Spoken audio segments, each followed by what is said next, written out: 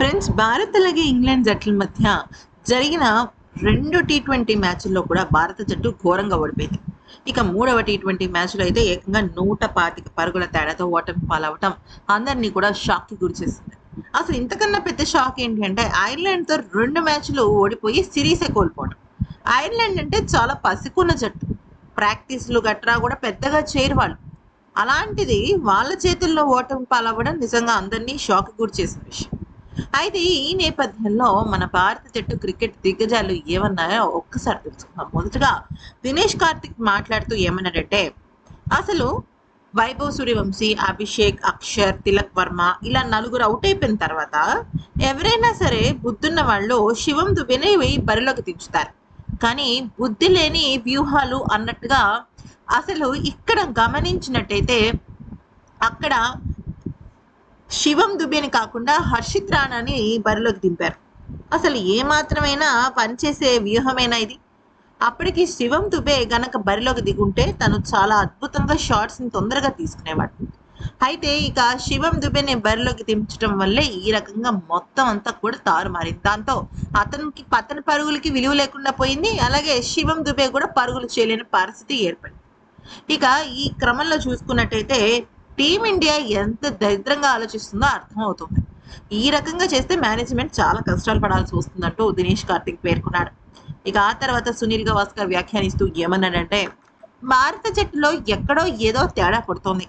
అసలు భారత జట్టు ఆటగాళ్ళు ప్రాక్టీస్ చేస్తున్నారా, లేదంటే ఇది మనకు అవసరం లేదు అని పక్కన పెట్టేస్తున్నారా అన్న విషయం కూడా అర్థం కావటం లేదు. బౌలింగ్, బ్యాటింగ్, ఫీల్డింగ్ ఏ విషయంలోనూ కూడా భారత జట్టు పోరాడి ఓడిన పరిస్థితులు కనిపించడం లేదు. చాలా దరిద్రమైన ఆట కనబడుతుంది. అసలు వైభవ్ సూర్యవంశీ కానీ, అభిషేక్ శర్మ కానీ, తిలక్ కానీ కనీసం పట్టుమని 25 పరుగులు చేసిన పాపాన పోలేదు. ఇదైతే అస్సలు కరెక్ట్గా లేదు.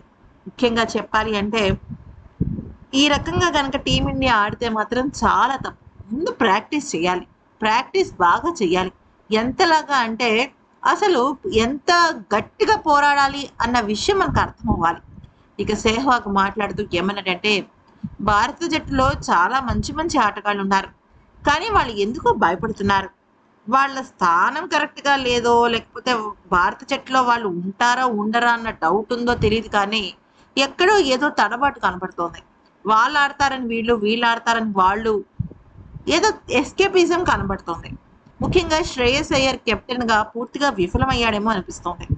అస్సలు ఎంకరేజ్మెంట్ లేదు, ఫీల్డ్ సెట్టింగ్ లేదు, కరెక్ట్గా ఏదీ చేయటం లేదు అంటూ సెహ్వాగ్ వ్యాఖ్యానించాడు. ఇక సచిన్ టెండూల్కర్ మాట్లాడుతూ ఏమన్నాడంటే, ఇప్పటికీ కూడా భారత జట్టు కనువిప్పు కలగకుండా, అసలు బ్యాటింగ్లో వాళ్ళు చేస్తున్న తప్పులేంటి, తప్పిదాలేంటి, పిచ్ని కరెక్ట్గా స్టడీ చేయకుండా, బౌలర్స్ని కరెక్ట్గా అంచనా వేయకుండా వాళ్ళకి నచ్చినట్టు వాళ్ళు కనుక ఆడినట్టయితే మంచి క్రికెట్ని ఎప్పుడూ కూడా జట్టు అందించలేదు. అభిమానులు కానీ ఎవరైనా సరే క్రికెట్ చూసేది ఎందుకు అంటే ఏదో జట్టు గెలిచేస్తుంది, ఆ దేశం గెలుస్తుందని కాదు. అద్భుతమైన గుడ్ క్రికెట్ ఖచ్చితంగా ఈ ఆటగాడి దగ్గర నుంచి వస్తుంది అన్న ఒక నమ్మకంతోనే. అది కలిగించలేనప్పుడు ఏ జట్టు అయినా కూడా ఒకటే అంటూ తనదైన స్టైల్లో భారత జట్టును హెచ్చరించాడు. ఇక యువరాజ్ సింగ్ వ్యాఖ్యానిస్తూ ఏమన్నాడంటే, నన్ను అడిగితే భారత జట్టులో ప్రతి ఒక్కరూ కూడా మళ్ళీ బేసిక్స్ నేర్చుకోవాలేమో అనిపిస్తోంది. బేసిక్స్ దగ్గర నుంచి కరెక్ట్గా లేదు. అసలు మంచి క్రికెట్ ఆడాలన్న తపన ఎవరిలోనూ కనిపించడం లేదు. ఉన్న వాళ్ళల్లో ఆ బుడ్డోడే నయం. ఏదో ఆడాలి చెయ్యాలి అనుకుని పాపం రాంగ్ షాట్ సెలెక్షన్తో అవుట్ అయ్యాడు. మిగిలిన వాళ్ళు అయితే చాలా అంటే చాలా ఓవర్ నెగ్లిజెన్స్ కనబడుతోంది. ఇలా అయితే చాలా కష్టం. ఇక ఈ సిరీస్ గెలవకపోవటం, ఈ సిరీస్ సమ్ అవ్వటం పక్కన పెట్టండి, ఆటగాళ్ళకి కనీసం ఆ ఆట కూడా రావటం లేదు. మంచి క్రికెట్ చూపించాలన్న తపన ఆటగాళ్లలో కనిపించడం లేదు అంటూ యువరాజ్ సింగ్ కూడా వ్యాఖ్యానించాడు.